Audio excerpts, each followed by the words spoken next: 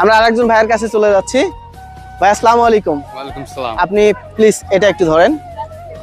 তো আপনার জন্য আমার প্রশ্ন জিজ্ঞাসা থাকবে, পুরো জিজ্ঞাসা বলতে পারেন। আপনি যদি সেটা বলতে পারেন তাহলে আপনার জন্য ছোট একটা গিফট থাকবে আর কি। আচ্ছা, এটা নামমাত্র গিফট আর কি। মূলত আমার জানার উদ্দেশ্য হচ্ছে যে কুড়িগ্রামের মানুষ এই প্রাচীন স্থাপত্যগুলো সম্পর্কে জানে কিনা। তো যেহেতু আপনি কুড়িগ্রাম জেলার বাসিন্দা, তো আমার আপনার কাছে জিজ্ঞাসাটা থাকবে যে আপনি কুড়িগ্রাম জেলার অনেকগুলো দর্শনীয় স্থান রয়েছে প্রাচীন, এর মধ্যে আপনি 5টি প্রাচীন স্থাপত্যের নাম বলবেন। বাসি ভাই আমি নাম বলতে পারবো না, কিন্তু আমি এমনিতে চিনি। যেমন হ্যাঁ, বলেন। ঈদগাহ মাঠের সামনে একটা আছে জমিদার বাড়ি, ছিল হয়তো। ওটা লোকেশন ঈদগাহ মাঠ বলতে কুড়িগ্রামে। কুড়িগ্রাম ঈদগাহ, কেন্দ্রীয় ঈদগাহ হ্যাঁ, মাঠের হ্যাঁ, সামনে আছে। আচ্ছা, একটা হইছে। দেন তারপর একটা হচ্ছে যে ভিতরবন্ধ একটা আছে। ভিতরবন, মানে ভিতরবন্দ জমিদার বাড়ি। হ্যাঁ, ভিতরবন্ধ জমিদার বাড়ি, এখন ওটা পরিশোধ হয়েছে। হ্যাঁ, ওই তারপর রকম কিছু নাই।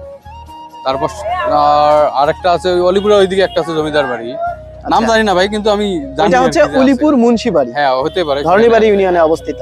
দেন 3টা হইছে। আর তো ট্রাই করেন। আর কোথায় আছে ভাই, আমার তো জানা নাই। আচ্ছা ভাই, এখন পর্যন্ত 3টা প্রশ্নের উত্তর দিতে পারছে, এটা এখন পর্যন্ত কেউ দিতে পারে নাই। সুতরাং ভাই আমার পক্ষ থেকে ভাইয়ের জন্য একটা চকলেট থাকবে। থ্যাংক ইউ ভাইয়া। ঠিক আছে ভাইয়া, আল্লাহ হাফেজ।